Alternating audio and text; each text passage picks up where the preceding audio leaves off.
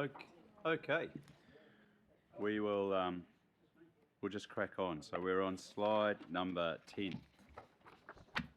So part of this you've seen before. This is just a summary of our CapEx budgets for year 1, 2 and 3 of the LTP. So 71 million in year 1, 71 million in year 2, 99 million in year 3, 89 million in the current financial year. So we talked about how we got to 71 million, that we've actually revised the budgets to reflect what we can deliver as opposed to what we think we need. So what we think we need, the estimated true size of the capital works program is 105 million, but we won't be able to deliver on that. So there was a brutal 33% cut to all the projects to get down to 71 million. And we spoke to you about just having the flexibility just to be able to move the budgets around where needed. And we spoke at length about that, but you wanted us to come back with a little bit more information as to how we do that. So I'd like to talk to you about that. So the first bullet point is, yes, we think it should be 105, but we've actually shaved it back to 71. So there's two concepts that I'd like to put on the table. So at the very least, we're asking for your support to manage to $71 million or whatever that number is in the LTP, bearing in mind that it's likely that the budget at a project level will be out of date and will be insufficient. So we'll just need to shift budgets around and we'll manage the $71 million. And if we actually need more than $71 million, we have to come back to the council to actually ask for more money. The other concept that we would love to do, and now this is nirvana for us. So with many of our projects, they actually span more than one financial year. It's a project budget, could be 3 years, 4 years. And it's never been done at this council before, but it's certainly been discussed at an officer level, is to actually give us the flexibility to manage the capital works program over 3 years. So as long as you don't, the LTP sets in place what your budget is. Year 1 plus year 2 plus year 3 gives you a total. And let the projects start when they're meant to start, finish when they're meant to finish, because once they're in train, they're in train. And instead of having a 1 year view, have a view over the project. What did that project cost? And so allow us to manage those projects within the 3-year budget. So with local government, we set an annual plan and a long-term plan, and those budgets are fixed. And even with the best will in the world, a budget is out of date on day one. It just is. And so central government do something very different to what we do. It's called OBU and it's called MBU. They do baseline budget adjustments. Sometimes they get a lot more funding coming in, but generally speaking, they're shifting the budget around to where the costs actually lie. If we did that as an organisation, what we do as an organisation is we set our budgets and we go and we spend our money and we report to you the variances. And what would be a major step change for us as an organisation is to be able to shift the budget to where the costs actually lie. That means you're not reporting on variances that don't exist. And actually, it actually enables better budgeting because you know where your costs are. And so it actually helps inform the future far better. So at the most, we're wanting to replicate what central government do in OBU and MBU. We floated the idea with audit, and the annual report needs to actually link back to the annual plan budget. But we have a plan. We have a plan to say, well, the annual report must have the annual plan budget. Has to. That's a legal requirement. But what we want to do is we want to come to council and get council approval to move the budgets around by way of a formal paper. And then that's all ticked off. And then the flex budget appears in the annual report as well. So you've got your annual plan, you've got your flex budget. Audit will go, what's the supporting information for your flex budget? That's easy. It's the council papers. So what we're asking for is we do want to be able to have that ability to move the budgets. We won't do it without council approval. It will be strictly controlled and managed. It's not free for all. It's simply saying, these are the projects, these are the cost pressures. We've identified these projects we haven't started. We'll move that budget to there and we'll get council approval. Now that will be done on an annual basis. But to be able to manage that over a 3-year period would be an incredible step change for the council. So we do want to bring back quarterly performance reporting. We do a half-year report and we do a 3-quarter report. So we would be certainly signalling to you where the cost pressures are at the quarterly report. But to do an OBU and an MBU, so OBU is an October baseline update and MBU is a March baseline update. So we would come to you in October or in November to seek permission to shift the budgets. So where we've identified the cost pressures, what budgets can we shift, we'll be asking to shift that. And for March, we'll be asking to shift in April. So it would be very tightly controlled. It wouldn't just be happening, one day you read a report, this project's got 10 million, next day, oh, it's 11 million. Council still needs to approve the shift in the budgets. So that's the thinking at the moment. Oh, I've got one too. So I've got Glenn and then Liz and then Nigel, I think. Just a couple quick questions. I think you need agility in business, essentially is what it is. A question, I'll do two questions at once. First question is, I assume our internal audit process would be across this anyway. And my second question is there a risk of getting to year 2.5 or into year 2 and year 3 there isn't the money to finish year 3?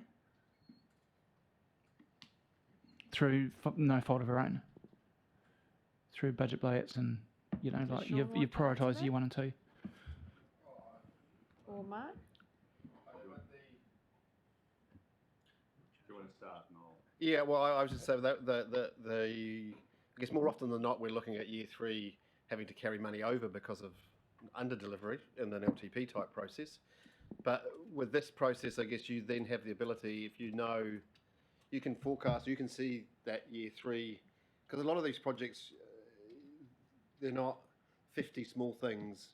You might have 10 major projects in that space that you've got a pretty good handle on delivery and timetable, that by doing this gives you more ability to make sure that you've not got a hole in year 3. But I don't know what you were going to add to that, Mark, in terms of the process. Yeah, I was going to say, just in addition to that, so even with the budget flexing and managing to a 3-year total, so 3 years is basically an LTP is revised every 3 years, but you still have to do an intervening annual plan in year 2. So the annual plan would, you'd shift the budgets around. The annual plan is also an opportunity, if there's been a major step change, the annual plan is the opportunity to adjust for that step change and then balance within that. So you would hope that the annual plan process would enable you not to run out of money in year 3. The second question on internal audit, no, it's not anticipated that the internal audit function would be auditing that. The expectation is that the senior leadership team will be identifying and internally approving the budget transfers, which would then be formally written up in a council paper and be brought in and approved by council. Because we would have to provide that to external audit. Great. Yep, good idea. Thank you. I support it. Liz, unless Nigel, do you need to go imminently? Yeah. Oh, just real quick. I just wanted to check I'm on the right track here. So are we in effect talking about a 3-year kind of envelope for CapEx, and items will shift both in terms of timing and there might be shifts between projects within line items? Yes. Right. Okay, thank you. Great. Makes a lot of sense, yeah. Yep. Nigel. Yeah, so just a couple of points of clarification here. So given that we did a 1/3 chop, so was there originally for this 3-year period about 375 million, because we're now at around about 240. million over the 3 years. So is this the applied 2/3? So 1/3 that was there is now gone. So we would have had 375, and now we've got 250 ish. I'm just going to refer to Sean.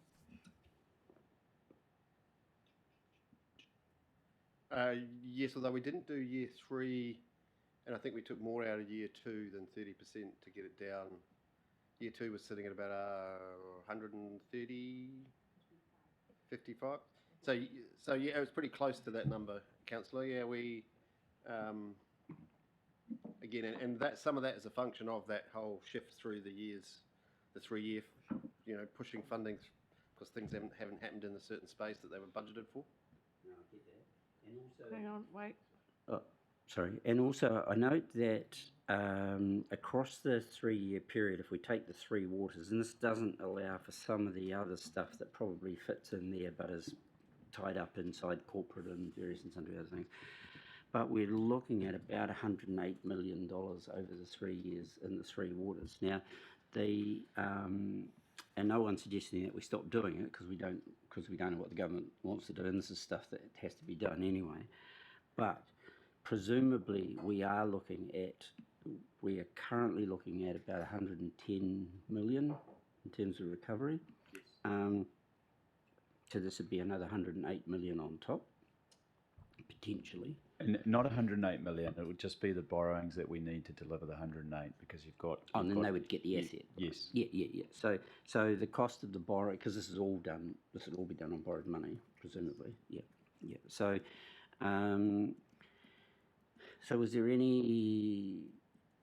was that a factor in terms of where you loaded it, or was the workload basically just done based on what we think we can deliver in that time spot? Again, Sean. So I think what you're saying is what's driving those numbers in terms of the 3 year capex. Yeah, I guess my primary point is because when you're juggling budgets and things and you want to make it all nice and pretty in a third sort of thing, it would be a little bit concerning if you took more than was required from the first year to smooth it across the other 2 years, and that in any way that was going to constrain the work that you needed to do in the first year. So all I'm concerned is that there's enough money to do what it is that you want to do and we're capable of doing in that first year. That's all. And the answer, I guess, is that bottom line, again, coming back to what Mark was talking about. So that $70 million is both a reflection of what is potentially achievable, but what is necessary in those areas. And some of them are closer to that number in terms of the bigger numbers. Some of them are, because we didn't go through line by line and say, is that critical to have that money in year 1? We just took 33%, and we did a slightly bigger cut in year 2 just to keep it to 70 million. So yes, it's covered, and it's a combination of those factors. Cool. No, that's me. Martin? How do I phrase this? If you compare it to government departments, year to year, budgets get spent just for the sake of budgets getting spent. So you don't lose your budget and that sort of thing. So what we're talking about here is what I would call, I guess, active management, dynamic management within a 3 year time frame to deliver, if you like, which in other words takes those pressures off of people, should we say, being concerned of losing budgets for not using them and that sort of stuff. And to me, it sounds like a more prudent way to be managing things. If not, would that be a fair comment? Yes. Cool.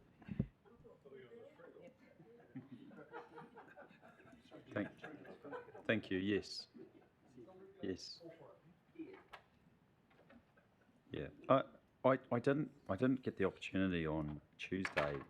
Just I wanted to talk a little bit about the council's credit rating. So we've got an extremely good, strong credit rating, but we have been put on negative outlook. And one of the reasons for that is our capital works program. And so Standard & Poor's Global have got a different way of assessing, but one of the things they have warned us about is the increase in our OPEX spend, and they've also warned us about the increase in our capital works program. So it basically comes down to what they call after-tax capital deficits, and they have us in a range of 7 to 9, and the moment we start to increase our budgets for CapEx, that range starts to hit 12, 13, 14, 15%. And they're looking at that and they're saying, well, how are you going to fund this? You're taking on a lot of debt, you've got a lot of money that's leaving the organisation in terms of OPEX. And so that's why there's a negative outlook. So not only is it advantageous to have a capital works program that is based on what we can deliver, it helps us get to the positive outlook, which is where we want to be. So you wouldn't compromise our capital works program for the sake of the credit rating. But if we go down in our credit rating, our borrowing costs will go up, and that has an impact on our rates increase. Yeah. So again, But would it be a fair comment to say that you've often commented, Mark, and put, big ups for you guys with regards to the position we're in that space, which is not recent. We've been very well rewarded in that space for quite a while. Does that get factored in? Simple fact that we're not about to go crazy off mark from their perspective. At our history with regards to how we've managed our financial situation, if you like. Does it that should count to us with regards to, yes, we're changing step, but we're not silly about it. Look, it's you never quite know. You never quite know with Standard & Poor's. It seems to be certain things seem to be more sensitive between years. So they absolutely love New Zealand's local government framework. They rate the strength of the financial management across the organisation, officers, elected members. They really are in favour of our pre-funding strategy, whereas in 2014 they didn't like pre-funding at all. So do we get rewarded? No, not really. It really depends on their sensitivities, and so the trick is actually trying to identify and address what the sensitivities are. So at the moment, the Capital Works program is a sensitive issue for them. The Crown's credit rating is an issue for them. If the Crown goes down, they'll be looking to downgrade local government. One of the years we have a debt pre-funding strategy, and at the time of the interview, we couldn't say specifically when our next pre-funding was, and that caused them great concern. So it can be walking a tightrope with them at times, but generally speaking, what do we need to get right? We need to get our pre-funding right because that impacts our liquidity. We need to demonstrate to them what our borrowing program is, and we need to demonstrate to them that we can deliver on our capital works. If we get that right, then we should be able to retain our credit rating. I guess it's sort of that I was referring to wasn't so much that we get a discount or anything like that at all. It's more that we're given the support, if you like, from our track record that we can do those things. It's not. We do have a history with them, and I know from a banking perspective, history's as good as only the previous day, really, nowadays. And that's what's up. But one would hope it would count for something with regards to the stability of how we've operated in the past. Yeah, thank you, Councillor. Look, we work really hard to have a good relationship with them. Yes and no. So we're going to go through. Hang on, Nigel. Yep. I just have to repeat again. Standard & Poor's and Moody's were hopelessly wrong during all of the toxic loans that brought about the GFC. Gave Lehman Brothers a fantastic rating just before they collapsed the world's economy. Unfortunately, we're kind of stuck in a cycle of having to have these charlatans pretend that they know about these things. Anyway. Question is, in the Capital Works program, I understand that significant variables over the 3-year period for a lot of stuff. Corporate that goes from 2.5 to 1.6 to 3.3. Wasn't quite sure what the roller coaster was there. Yep. Is there a simple explanation? Yes. of that one? Strategic land purchase. Ah, Cool. Yes. Done? Strategic land, the strategic land purchase budget goes up and down. Oh, right, okay. So just to help that, so this is the summary of the CapEx program, just at an activity level. This is based on the activities that we currently have in the long-term plan. Those activities may change, but we will go into the detail. So the next slides actually break it down, where we have the opportunity to show you within corporate what's in corporate, and the strategic land purchase sticks out like a sore thumb on that. So. So what we thought we might do, so I think we've got about 8 or 9 slides where we go through the capital work program, and what we're not proposing that each GM talks to each line, as we might be here till 7 o'clock tonight. But given that you have got the presentation in front of you, what we thought we might do is put the slide on and just see if there's any questions, and we just go slide for slide for slide. So maybe starting with this one, we've got access and transports, we've got upgrades, and we've got renewals.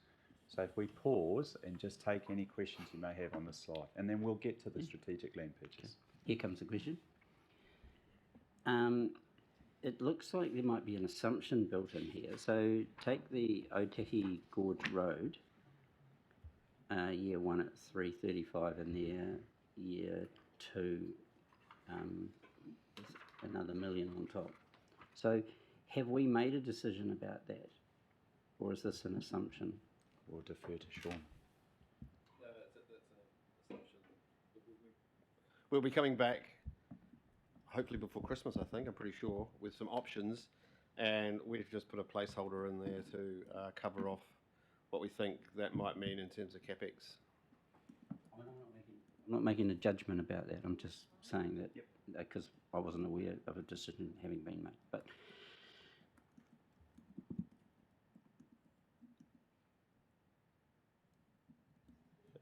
Yeah, I think, oh, Shelley? The town centres program, there's only budget in year 1. Is that only one thing? There's no other, there's more than one town centre.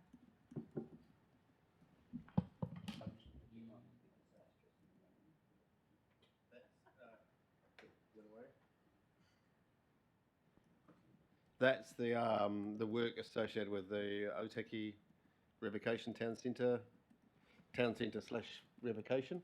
There's further work happening in, I think, the Darren's area in terms of looking at the program for the rest of the district. So there's some funding in it's not showing on there, I think it's year 4, 5. But there's more work to be done to actually look at where the priorities are for the next 10 years in terms of that town centre funding.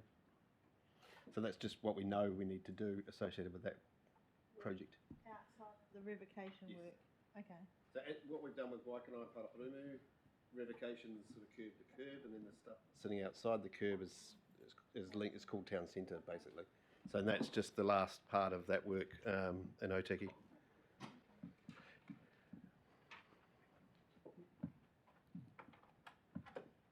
Okay, next one.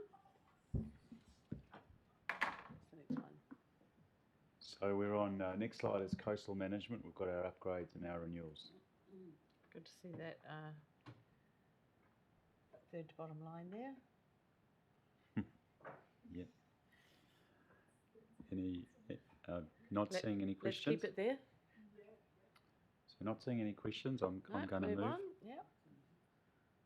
Community facilities, upgrades and renewals.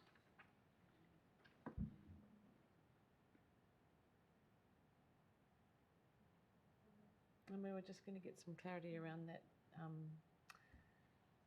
surf club figure to make sure that that's It's needed. Mike. So, thanks, Madam. There's actually $1 million in this year's budget, which isn't showing up there. So that the funding that I think the Better Off funding is or the subsequent iteration of the Better Off funding is actually in this year's budget.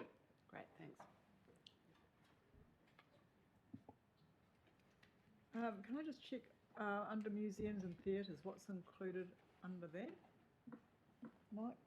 So the majority is the is in Otaki, both the museum and the theatre both have major seismic issues that need to be addressed. Cool. Lawrence has his hand up. Thank you. Just a question about the community facilities funding contributions. Pretty sure 1.2 in year 2.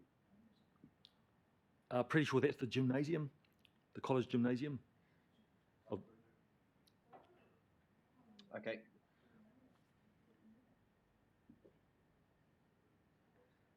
Right.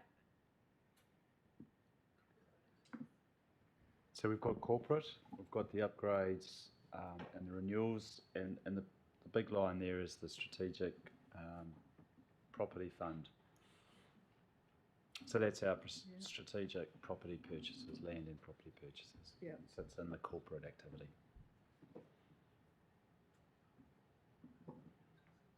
Oh, we have a question. I've actually got a question on the last slide, the Parapumu, the 1.2 million for the gym. If we're looking at potentially a community sports hub, we're putting all this money into a facility that's already there. For, what is it for? Upgrades.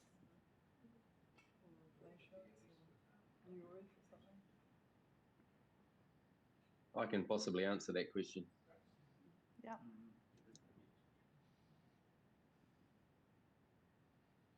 Do you want to try and, do we have an answer from staff? Yep, we're good. We got Mike.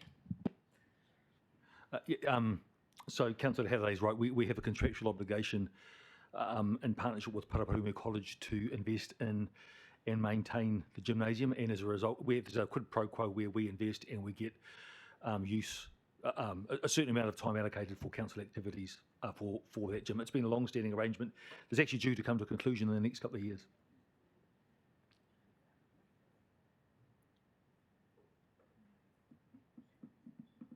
Shirley, did you? It's just a lot of money.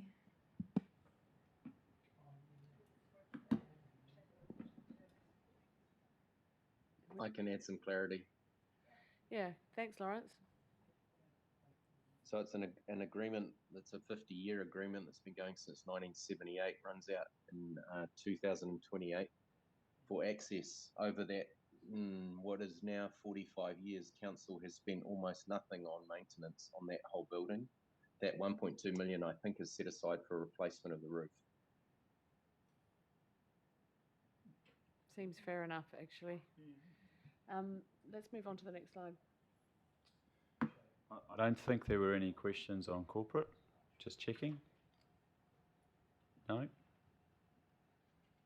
Oh, what did I do? Governance.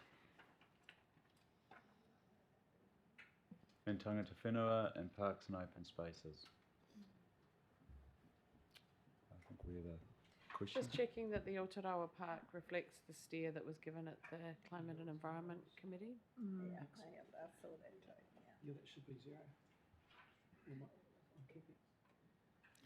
Yes, Madam Mayor, it does. We originally had $40 million in 8 years for Aotearoa Park. That reflects the discussion we had the other day. There is still some work that needs to occur there, mainly around security, biosecurity and geotech, and that's what you see reflected in front of you, but it certainly reflects the discussion we had the other day. Sure, yep. There we go. How far will the Raumati Pool building funding actually go, do we think? What's that going to achieve?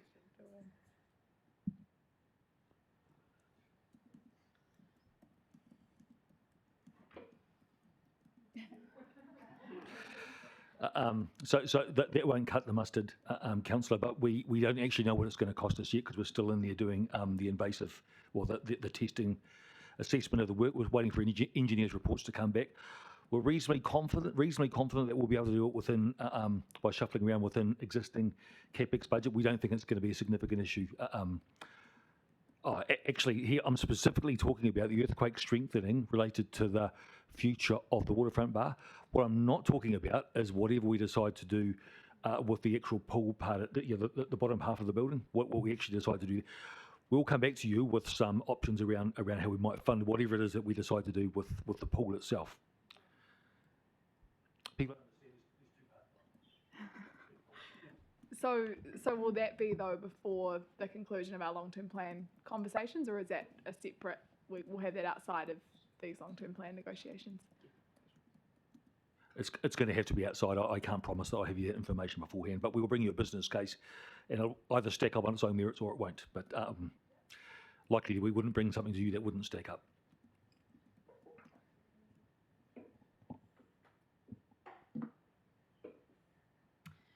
My question is around the Otiki Beach development, and is that the money that's been sitting there for a while until we've got the road reserve or road stopping process sorted?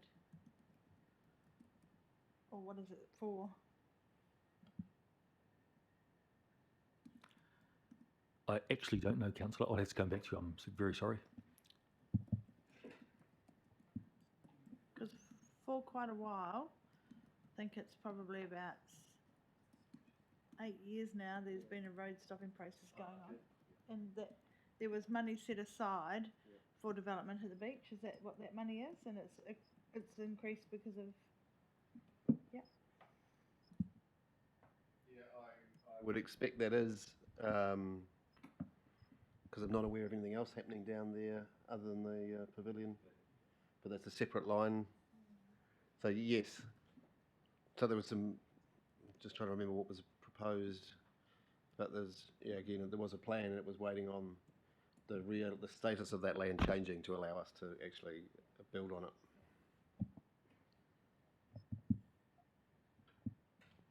And I've just Right. got one more, the Waikanai Park. What is that for? What work is going to go on there? So in the LTP for this year and next year, there's around about $500,000 to develop Waikanai Park as a destination park. So Parks team is working through there at the moment as to how that will actually roll out.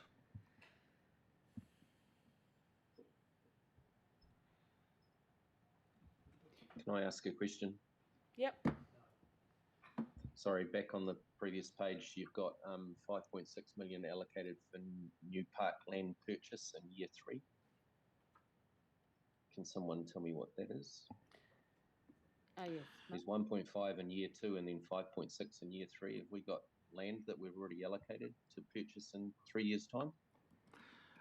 No, we don't. That's a placeholder. We haven't identified a specific piece of work, but the reason we do that is because when we take financial contributions from developers to pay for stuff like new parks, it's really important that we have a number identified in our long-term plan. So that's the reason that we do that, and we do that based on good modelling that shows where we're growing and where we're likely to want to either acquire new assets or upgrade existing ones. Okay, thank you. Seems strange that there's nothing in year 1, that's all. If that's what we're doing.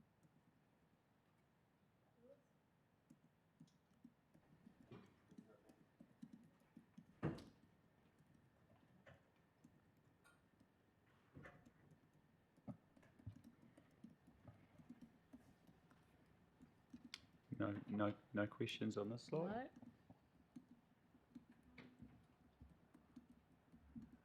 No. Stormwater management and wastewater management?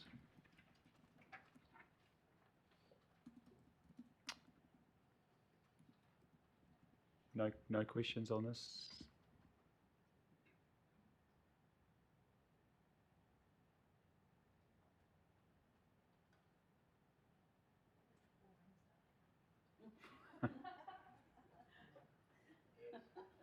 I'll move to the next slide. Water.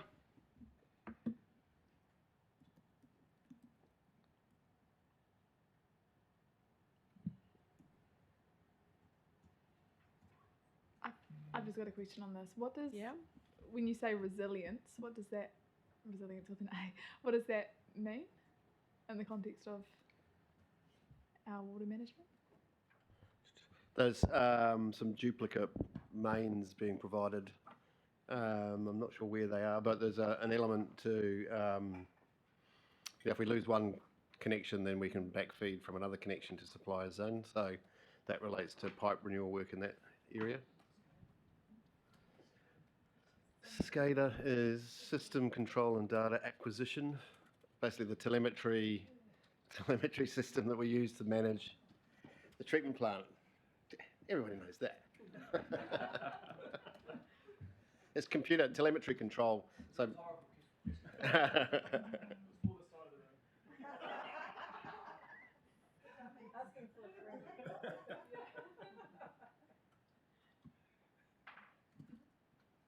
Can you help me with understanding drinking water safety and resilience program that's got 2.2 million in year 2 and 3?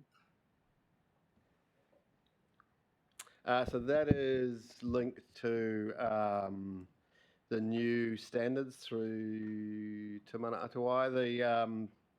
You're required to have I think it's a drinking water safety and resilience plan.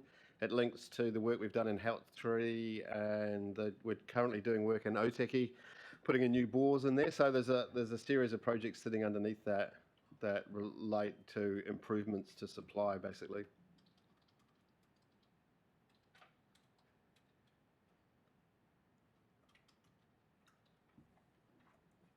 Okay, I noticed on the previous page there was something about the Waikanae duplicate main, rising main.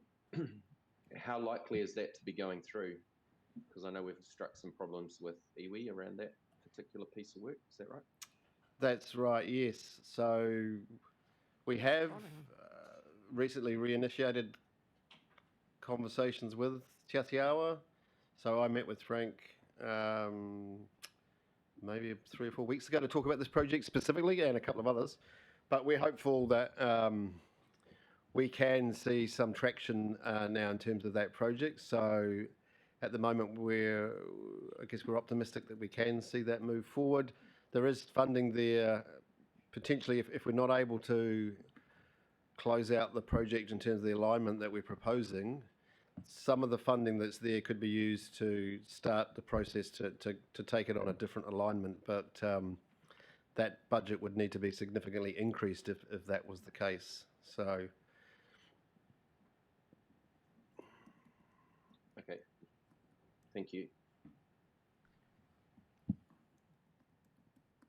I think this is a continuation of water management, some more renewals.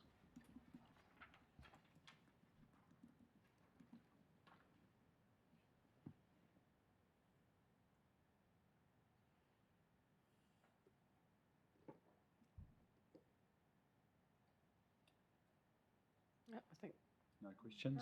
all good. All right, just one quick question. Water network renewals, does that sort of come out of the closed rates water funds?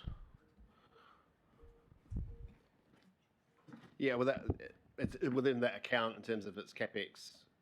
It's borrowed, but it's funded through that area in terms of the repayment of that debt. All comes out of the same account.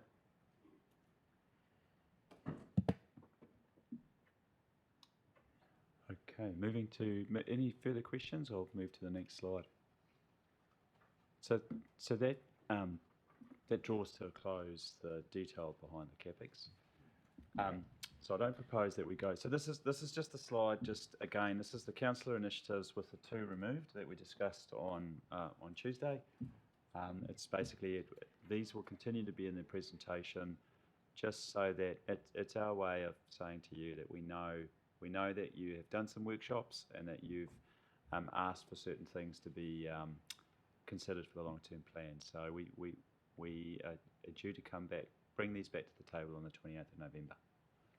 Yeah, but they will stay in the presentations because it's just our way of letting you know that we know they're still there.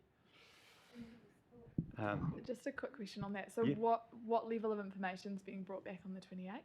Is that predominantly the cost implications, or you know how we had the conversation about what sort of prioritisation matrix we might want to use? Is that also being factored into the information Yes. that's brought back? Yeah, Councillor, my understanding is that we're on the 28th is the strategic framework, which is the draft community outcomes, performance measures, and some costings of these for further consideration. Yeah, with some sort of prioritisation framework. Yeah.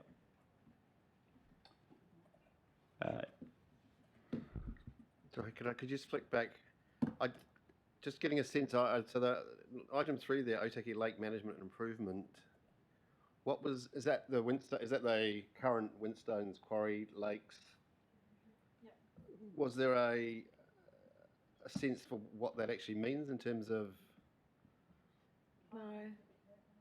Because in terms of coming up with a number, I don't know, what's the intent behind that in terms of doing something? So Item 3. So those were very quick suggestions that Okay. was made in an interactive session. I think the idea is that staff will go away and work up what they might mean.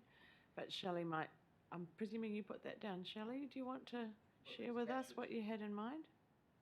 So basically, at the moment, the Otaki Lake doesn't have any. It has CWB access, but no vehicle access. And I know that it's actually a Greater Wellington Regional Council asset.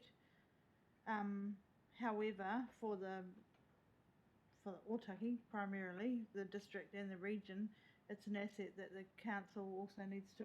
Two councils need to work together to gain that access. So the council does own a paper road through Ashford Park. Whether that is used or there's another option coming in the other side. We need some parking there because there's no parking at the end of Turota Road, so the paper road is quite important for that. So just, I don't see it as a huge cost to this council, but I think council needs to be working with Greater Wellington to realise the potential of the asset, really, for all of the people who, Wakaama, Surf Club, the canoe polo, but also the district-wide, we can hold events there, triathlons and all kinds of stuff. Wakaama events, and it does need to be extended. That would be Greater Wellington's thing, but, to work on a management plan of how that would sit in the district as an asset. Where the heck is it? Well, it's if you went to the end of Turota Road at the racecourse, you can now get in. So it's in between the river and the racecourse. It's in there. It's a man-made lake. It was quarried. Yeah.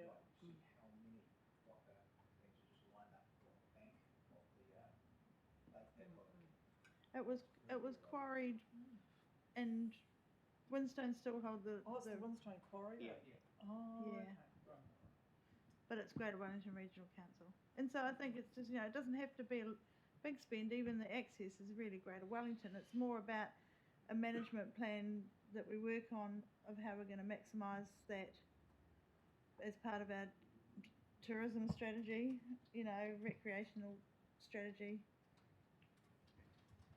Is that?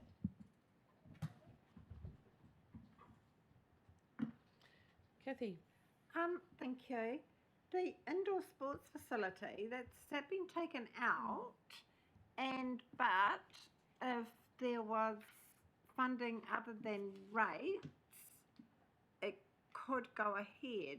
And is the operational costs also been taken out? Because if it did happen, we'd have to put in operational costs, wouldn't we?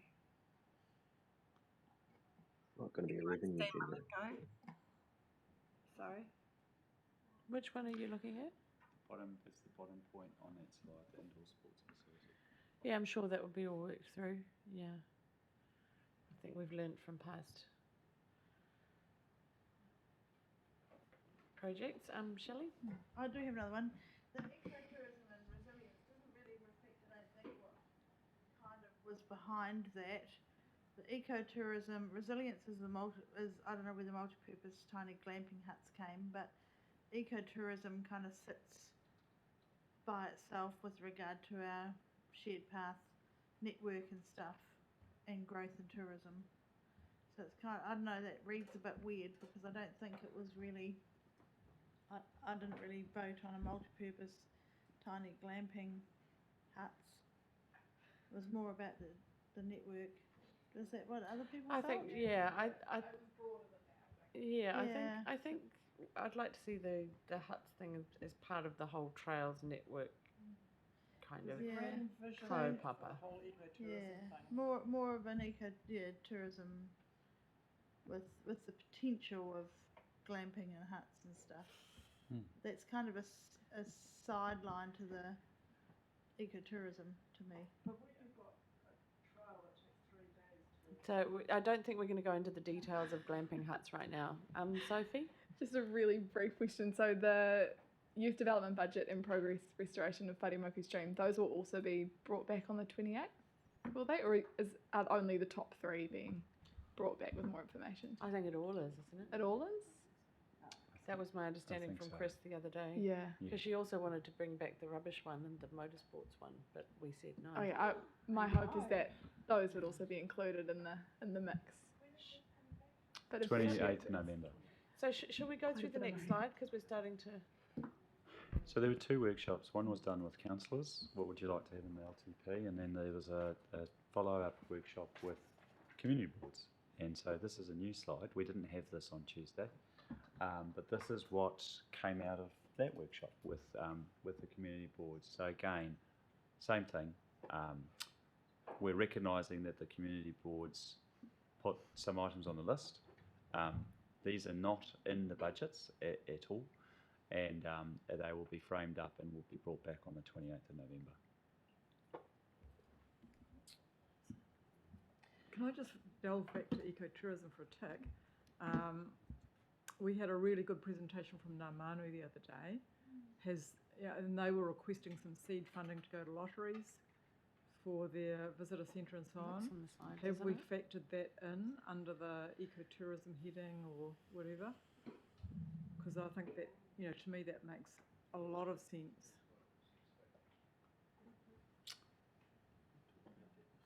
We did, but it's not in the slides. So no, that's not in the budgets, but it is part of these initiatives. But I'm not I'd- seeing it in the initiatives. I'd hate either. to see it overlooked. No, we do know about Ngā Manu, Okay, so it is being right. worked up, yeah. Right, okay, cool. Sorry, I had one general question here. Just with what I've been involved in with waste minimalisation stuff, we've got a strategy landing and that sort of stuff that's going to have ongoing initiatives. There's even conversations about having to bring the recycling, rubbish collection in-house, et cetera, et cetera. How's that factored into our overall thinking processes around this? Is that something that's going to kick in sort of maybe even after the 3-year time frame for this as such? Has there been consideration around that? Yeah, you'll I guess be pleased to see there's a number sitting in year 4 and 5, I think, in terms of what we think the costs might be associated with if we are going to look at bringing back. Yes, so it is. So that it's in the LTP numbers at the moment. There's a very big number sitting there, I think, in year 3 because it's 2027. There's some dates around the changes to the Waste Minimisation Act, and you're looking at, I think it's about 6 million in that year, and some money in the year after. So the Waikanae Beach Hall that's up there, I realise we're missing both our Waikanae councillors, so I have. Luckily, you didn't say it into your microphone, because otherwise you might get lynched. So, is there anything in there to fix the hall at all, or investigate a community space for Waikanae Beach, or anything? Thanks, Manamy. There is around about $250,000 to repair the existing building, but that's been put on hold because the existing building actually needs a bulldozer. It is leaky, it is earthquake prone, it's not fit for purpose. It's actually a former volunteer fire station that's been repurposed. So still got 10 years life. It doesn't have to come down until 2033 under the rules. But short answer to your question is no, there is no substantive capex in the LTP at this stage to look at replacing or developing some other kind of beach facility.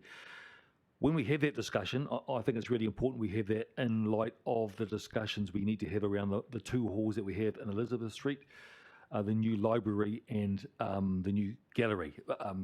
we're investing heavily in Waikanae, and I think that whatever we talk about with the beach needs to be in that context. I don't know that your Waikanae councillors would agree with you on that one.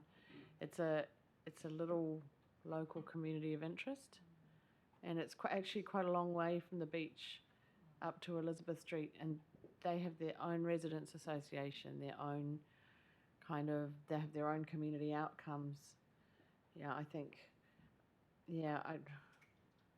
we need to think seriously about where they can gather in their own community, from a resilience point of view, if nothing else.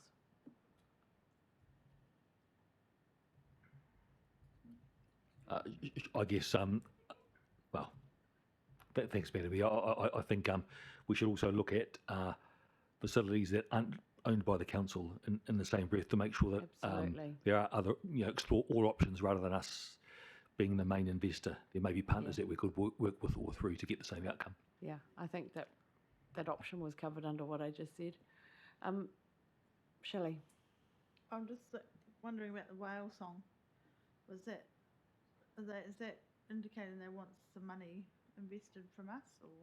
They haven't asked for it. No, I know they haven't. But there it says Cornerstone investor 3 million. So what does that mean? What's that, Martin? They want 3 million. Life Club.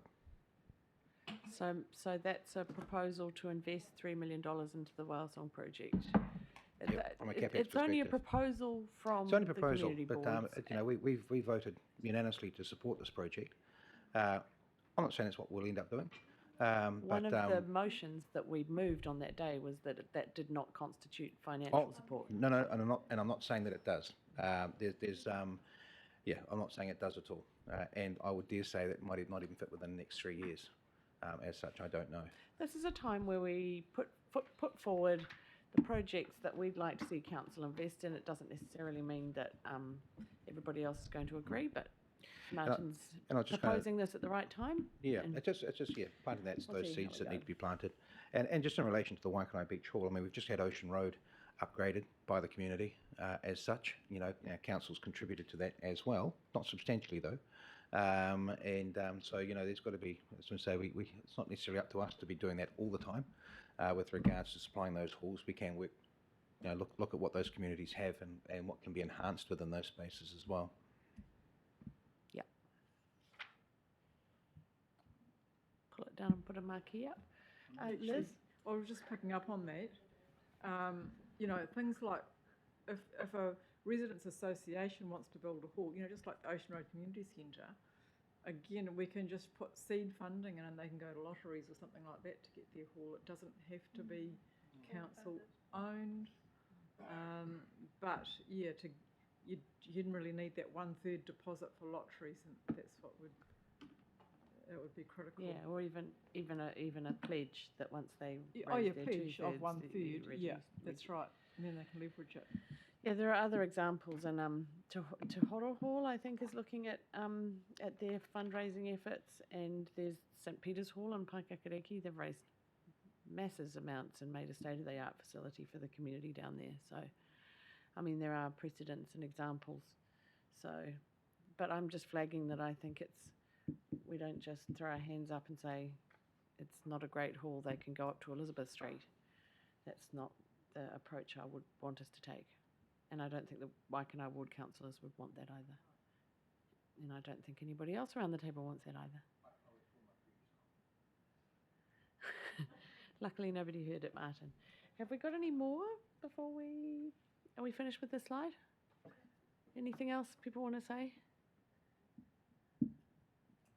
Te Ara Korowai, lovely.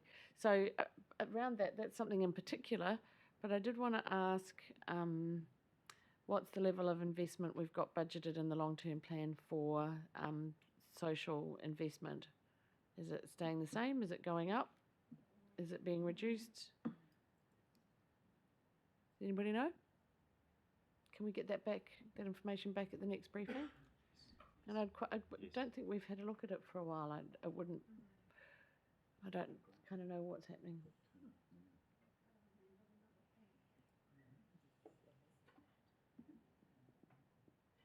we'll bring that. Thank you, Your Worship, but we will bring that back. Yeah, we're going to Yep. get that back for Yep. the next, Yep. get that information back. Anybody else got anything to say about this slide or in general? Or anybody not happy with the steers that we've been giving? Everybody happy? Cool. Well, that brings this workshop to a close. No. No. No. I said, no. have you got any more? And you said no. No more community board initiatives. No, we've only got about 3 slides. left, Jumping the so, gun. just- Sorry. Just really quickly, we could wrap up in 5 minutes. So There's we no will hurry. do this. No we hurry. will do this. This is where we're at. Options to reduce the rates increase. So as you know, we're sitting at 12%. I think we got a very clear steer today. Do not touch insurance. Keep the 669 in the budget. So that the steer that I think I got was that option comes off the table. We're still sitting at 12%. We are sort of obviously, we know that 12%. From what you all said, some are comfortable with 12, some want it to go a bit lower.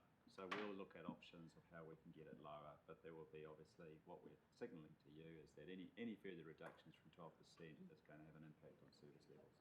So we'll bring back what we've been able to identify next week. But can I just confirm the insurance is off the table? I thought that was the steer that we gave. Does everybody agree with that? Okay. Yeah. Thank you. I think we were looking forward to the briefing in February about managed funds and other options for us, but Are we still going to get that briefing? Yes, in February 24, we'll be bringing back our proposals and recommendations, and that could have an impact on reducing budgets. In the insurance space? Yes. Yeah, so it's not off the table, it's just you've got a steer that we don't want to, Touch it just yet. we don't want to reduce it, quite yet. Thank you. So key takeouts from today.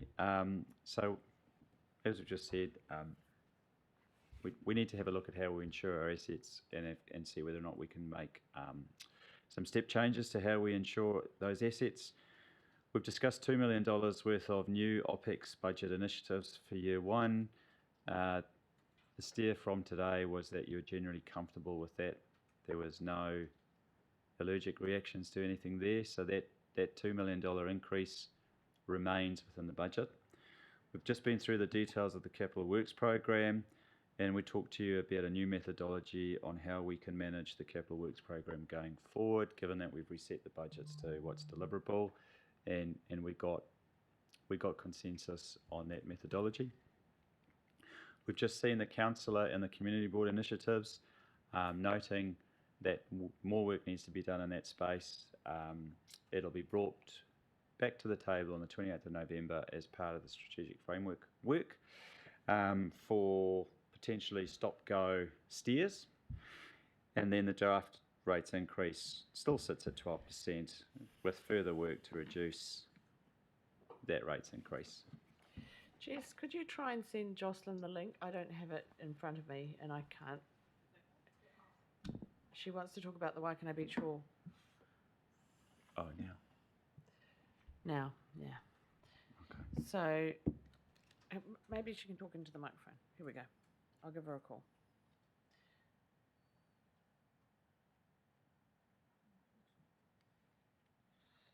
So have we got any more to add? Just one more slide. and we're Yeah, done. go to the next slide. Keep going. Okay. So this is the last slide. So what's coming up? So obviously the 9th of November is where we're at today. We're with you next week on Tuesday and Thursday. So again, on the 14th of November, we'll recap on the session today. We'll continue to look at the financials. We'll look at our OPEX and our CAPEX budgets. And what it says is live modelling. So when we ask you for a steer of what's in, what's out, we have a little model on the screen which shows you the rates impact if you take things in and out. So that was the idea. And so that'll largely be next week. We'll still be looking at the financials. Then on the 28th of November, we'll do a very brief financials recap. We'll look at the strategic framework, the community outcomes, then the performance measures. We'll also detailed costings of the community board and councillor initiatives. Great. But we'll also start asking you about consultation topics. It's really important that we can clarify what it is we're actually consulting on with the community, and we need to start asking you that now, because before we wrap up for Christmas, we actually want to show you a bit of a straw man of the consultation document. So it's really clear that we get a very, very clear steer on what we're consulting the community on. So we'll start to have that dialogue with you on the 28th of November. The 30th of November will probably be a recap of the performance measures, just reworking things that you might ask us to change, as well as probably further discussion on the initiatives that aren't yet in the budget. And then you'll need to see, if it does go in the budget, what is the impact to our OPEX and CAPEX budget. So the live modelling will probably be present then as well. 7th of December, we really need to finalise the numbers. So what we'll be looking to do, you can't make a decision because it's in a public briefing, but we'll be looking for a finality on what is the average rates increase that you would want to consult on. We'll then be looking at the rating system review. So we'll be presenting back to you what we've looked at. We've already had a clear steer of what we need to look at, like a climate change rate, for example. But we've shown you that we've become a bit more aggressive because the fixed charges are one of the biggest slices of the pie. So we'll be presenting to you our recommended changes to consult on for the rating system review. The 12th of December is where we're just going to call it Policy Day. We'll be taking you through the proposed development contributions policy to consult on, the significance and engagement policy, the revenue and financing policy, as well as our emissions policy. And then on the 14th of December will be an exciting day. We will be, as I said, we will be tabling, so it won't be a fully finished consultation document, so it won't be the glossy design version, but you'll get a really good steer or sense of how it's going to look and feel, what the consultation topics are. It probably won't be all written up, but you'll get a really good, you'll be able to give us your thoughts and comments, but what we will be absolutely nailing is what we're consulting on and what the numbers are. And